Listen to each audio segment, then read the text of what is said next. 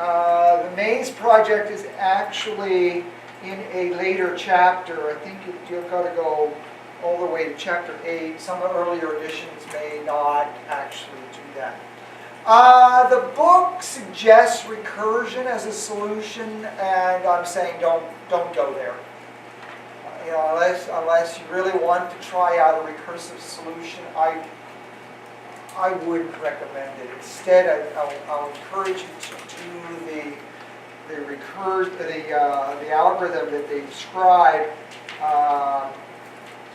Again, this is pages, well, in the 8th edition.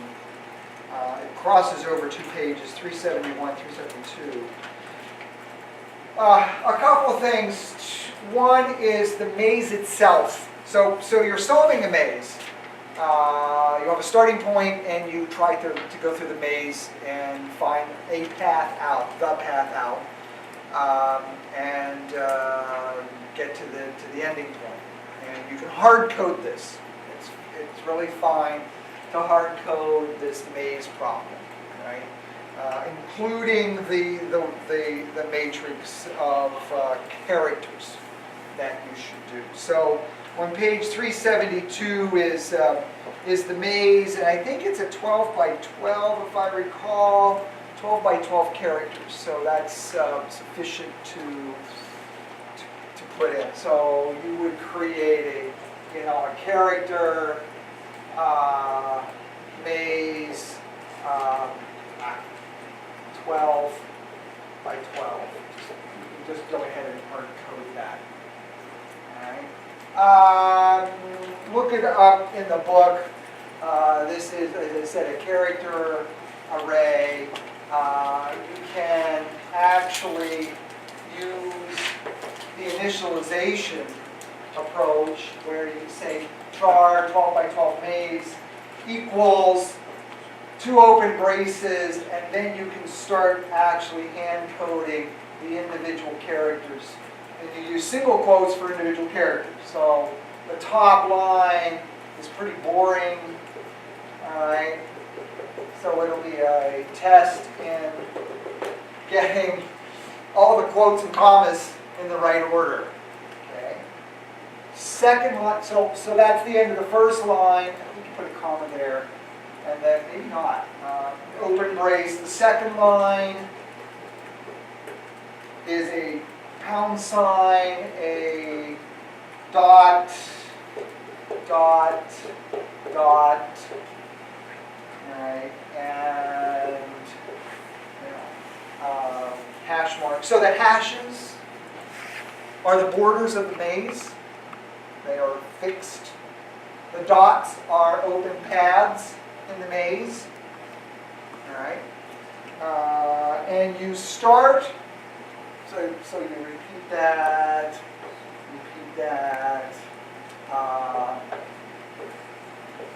and close it. All right. So the declaration of your maze can be hard coded like this. So you don't have to input it. I wouldn't want to have to type in a maze. 144 characters. Am I going to get them right? Nope.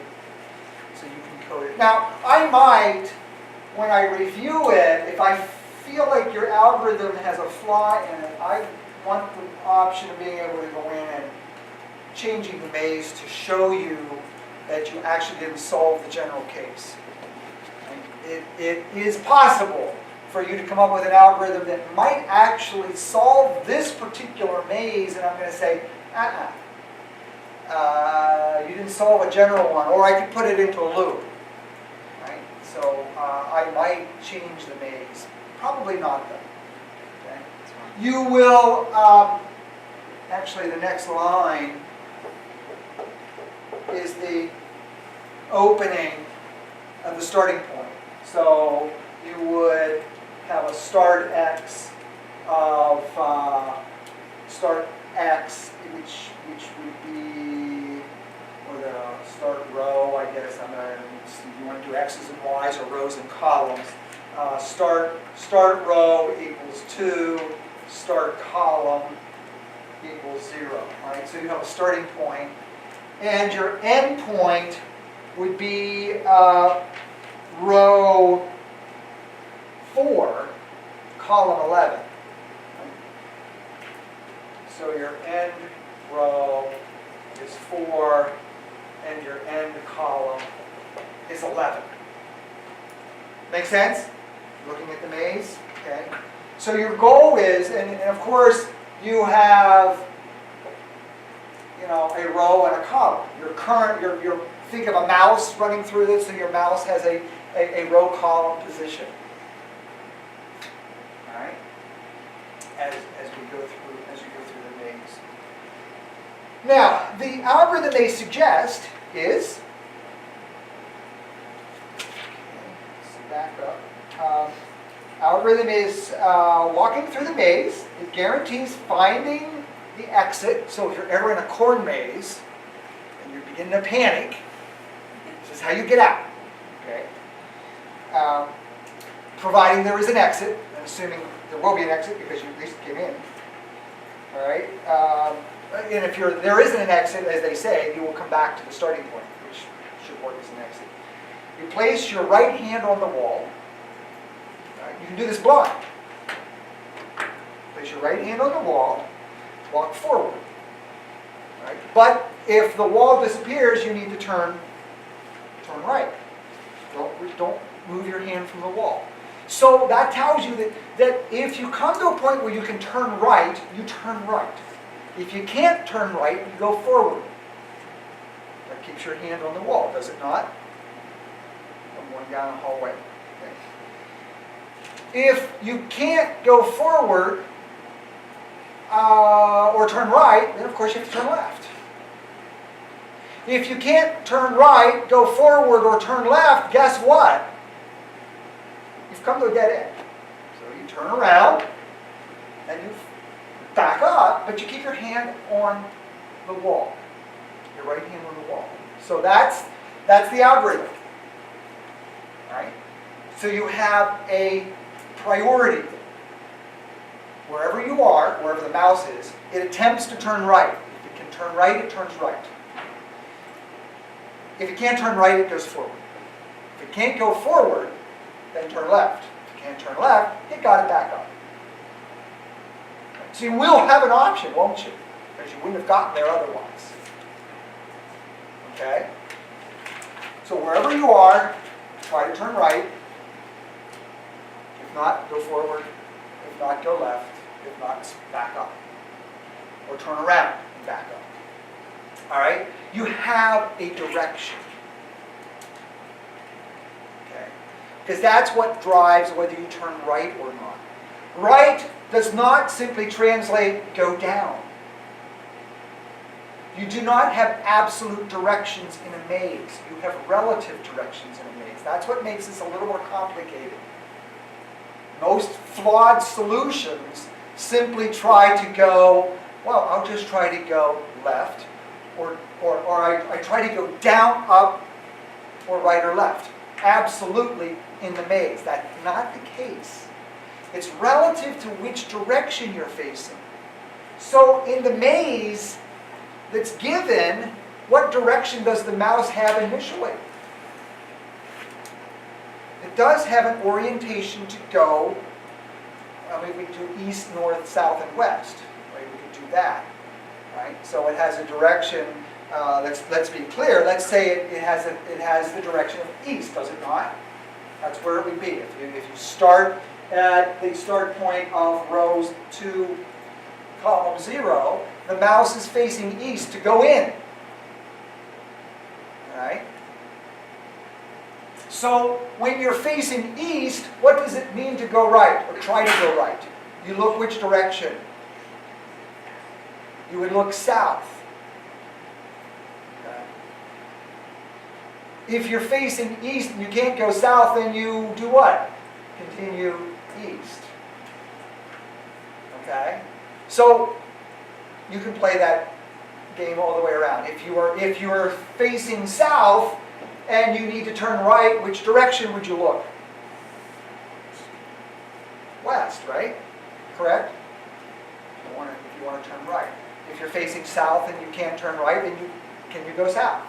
If you're facing south and you can't go west or south, you then try to go east. Right? So you will have those directions. So what that translates to is that you will have a row and a column. All right? So you have a current row and a current column. All right? So current row, current column. All right? So you will have and a direction. Right? East, south, west, north. All right? Pick your direction. East, south, west, north. Probably you would want to code this. 0, 1, 2, 3. You could use letters, but I would suggest, numbers maybe.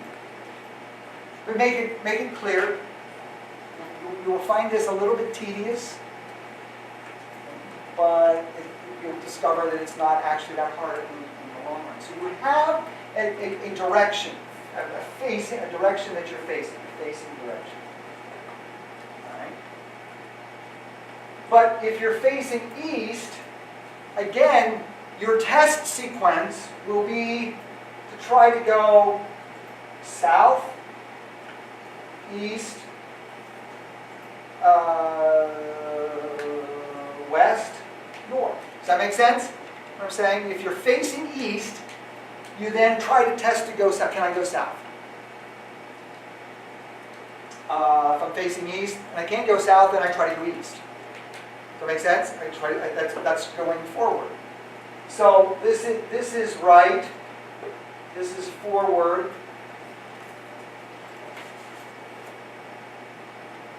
This is left.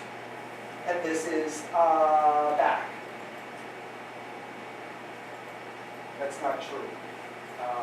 Right would be south, forward would be east, left would be north, and back would be west. There we go.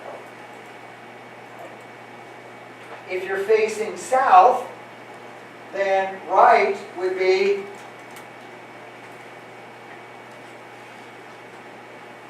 west. Can you do this in your mind? Forward would be south, left would be east, and back would be north. And so do the same thing for west, and do the same thing for north. You have 16 cases. Okay. So you have a switch to say which direction you're going. Then once you decide, oh, I can go right, I'm facing east, then you change your direction to south. So you have to keep track of your orientation. So if we were making an object here of our mouse, we would have instance variables tracking the row and the column. Where is our location, but also our direction. Okay. So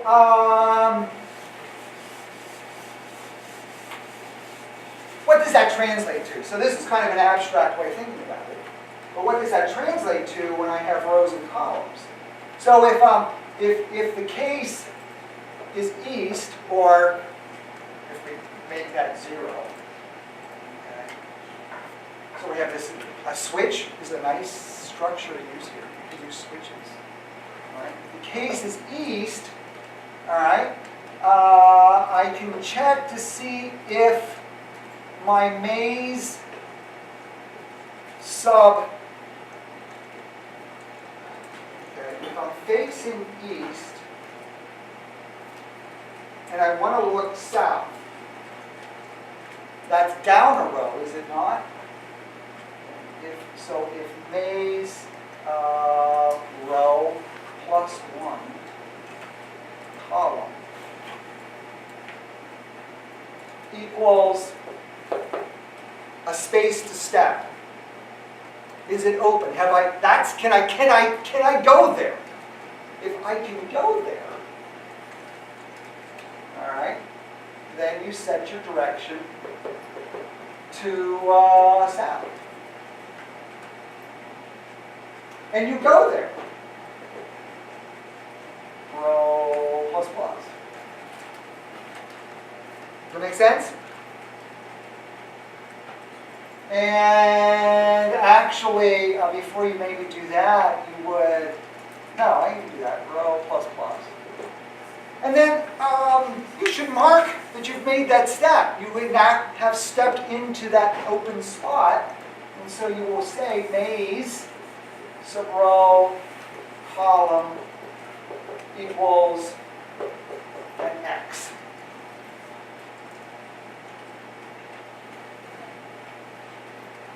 Now, actually, I want to change that. Yes, we want to look at where there's an open spot. You may actually be backtracking. So when you put an X down, you may also be looking at an X, but you can backtrack. All right? So I'm going to change this to what you absolutely can't step into is a border. Is that right? So you want to say, can I turn left? Can I turn right? And you only can turn right if there's no wall. The hash mark is the wall, pound sign, sharp sign, whatever you want to call it. Hashtag. So that's one case. If maze sub row plus one column is not a wall, I can go there. Take that step. Else, if now I have to look forward. Right? If I'm facing east, how do I go forward? What's the subscripts? Going forward, stay on the same row, but add one to column. Okay? That's going forward. What if I guess I should keep that table up here. All right. So this is right. So this is going right. This is going forward. Right. The next next thing to test is else if, of course, the code that you put here would be similar here. What would be you would change your direction now to, or you actually wouldn't change the direction. That's going forward. You stay facing east. But you would add one to column. And then set the maze to an X. Else if maze, I want to go left. I'm facing east, which means I now want to step north. Can I go north? How do I check to see if there is a space open north? Someone want to give me the subscripts? Any idea? So when I went south, I added one to row. If I want to go north, subtract one from row. So it would be row minus 1, and the column stays the same. And now if I back up, right, else actually, I don't have to test it. If it's not this, if I can't go right, I can't go forward, I can't go left, I have to go back. But you would need to reset what? Okay, so this is the left, and now back would be backing up the column. Does that make sense? That was handling the east case. You get to do this for the north case, and the south case, and the west case. So that's why you will have 16 separate if, then, else, if, then, the 4 of the if, then, else, if, then, else, if, then, else, else. If, then, else, if, else. So, and they all look alike. It's a little bit of a challenge to think, it kind of rubs me the wrong way to have so much code that's almost alike, but it's not quite. Right? I'm always looking for the abstraction. There is a way, I figured it out, and it's not that much prettier. It's just more complicated. Yeah, I've reduced the code, and so what it looks like for very similar sections, I've reduced to 1, and but the plus 1 and minus 1 has become parameters, and it's no more easy to read. It's just easier to plow through it methodically. Please don't drink before you do this. You will make mistakes otherwise. You've got to have a clear mind. If you drink anything, it's got to be coffee, right? Caffeine, right?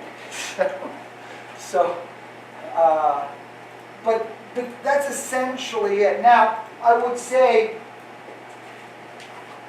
what would be nice is if you find yourself backtracking. All right, so don't just throw down an X. You could do that. But if you find yourself that it's not a wall, so either you're going to have a dot or you're going to find an X.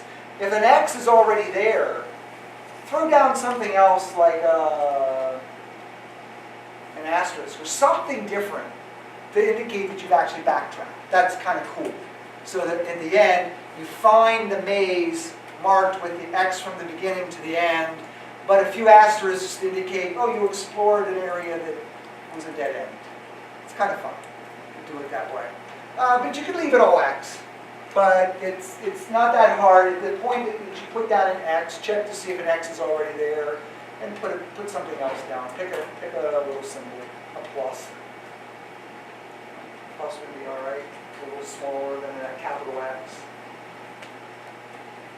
Okay.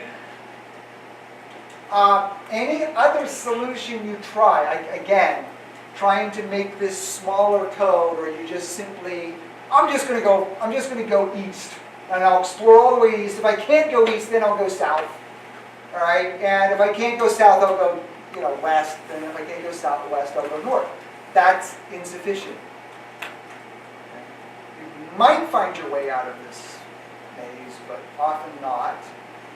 And I find students will just put in a little bit of code to fix it so that it gets out of this particular maze. But if I change the maze, then the program breaks. I don't want you to do that. But the trick is truly implementing the hand on the wall, your right hand on the wall, and never removing it and just turning as needed. Yes, as the book explains, that may not be the most optimal solution, but it is a solution. In this case, it's enough.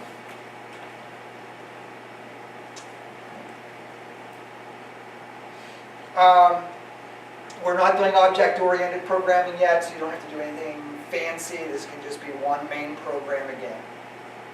Right? And this would be one where you don't have to let me do it again, because it is hard-coded. Do print the maze out at every stage. So every time you iterate, call a routine to print or run through the nested for loop to print the matrix. Print the matrix out so that you can say, yeah, it's going to generate a lot of output. But it's kind of fun when it's really going fast. You can kind of see it move. You don't have to get too fancy and put it up per screen and make it an animation. All right? Just having it scroll by is good enough. Your eyes will make it work. If you try to animate it any other way, it's going to be way too much work. Right? So do print, and the book does tell you that, do print each stage all the way to the end. Obviously, there's a lot of steps, and it will scroll by. In fact, when I review it, I'll clip the front, clip the end, and put that in as my review. I won't clip every step along the way. I hope that sounds fun. You want to get started on it. So wind up that high-low game and get going on the maze.